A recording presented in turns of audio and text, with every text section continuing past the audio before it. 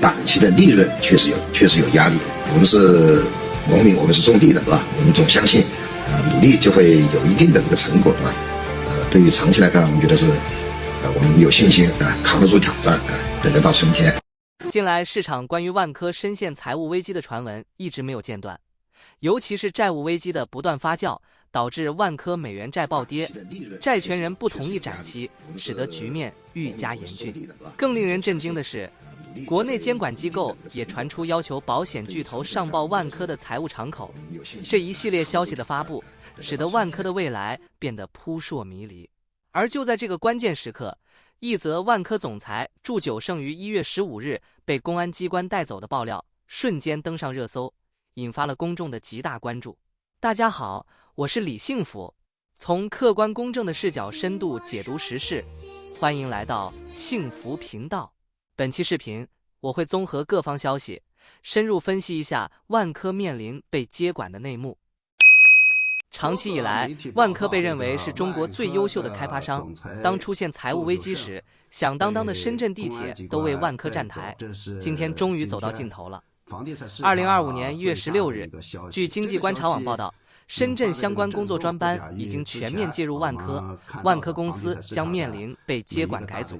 首席执行官祝九胜被带走接受调查，这不仅仅是一个企业的倒下，更是一个时代的结束。无数人狂热的房地产信仰宣告彻底完结。这个消息带来的震撼远大于当年恒大暴雷造成的冲击。根据个人简历，祝九胜出生于1969年，现任万科董事、投资与决策委员会委员、总裁、首席执行官。在2012年之前，祝九胜在中国建设银行股份有限公司深圳市分行工作，历任福田支行副行长、分行信贷部总经理、公司部总经理、分行副行长等职务。2012年，祝九胜加入万科，历任公司高级副总裁、万科全资附属企业深圳市、万科财务顾问有限公司董事长等职务。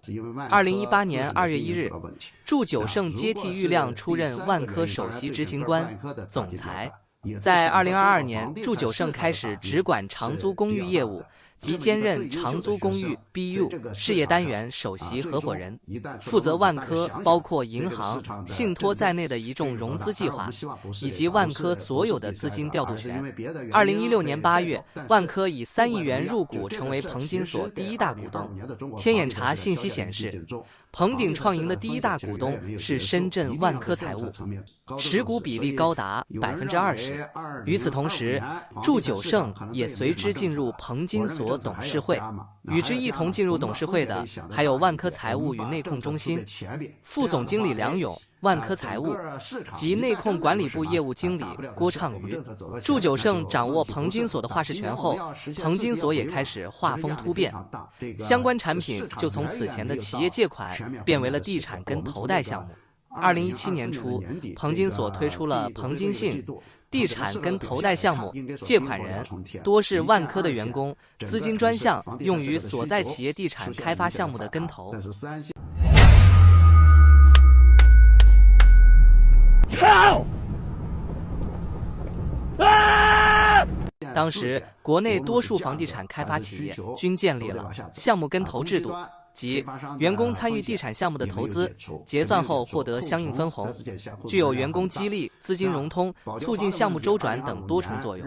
万科的跟投制度形成于2014年，2018年修改规定，公司不对跟投人员提供借款、担保或任何融资便利，而这就给了彭金所机会。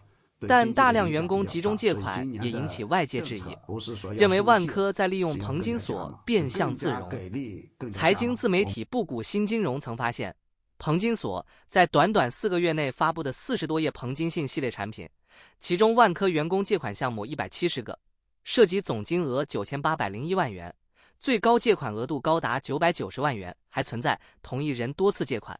这一点从此前深圳万科前轮值总经理受贿案也可看出一二。据当时的报道，张海涛辩解自己频繁借款是因为公司对管理层成员的强制跟投，由于自己当时没有闲置资金，而彭金所的融资成本比较高，所以才向合作方负责人借款。有媒体精辟总结道：上至副总裁，下至普通职工，万科几乎全员出动来借钱。那不成啊，得按合同办呢。地主家也没有余粮啊。一直以来，万科都以管理方式透明和现金流健康著称，被称为中国房地产的优等生、行业风向标。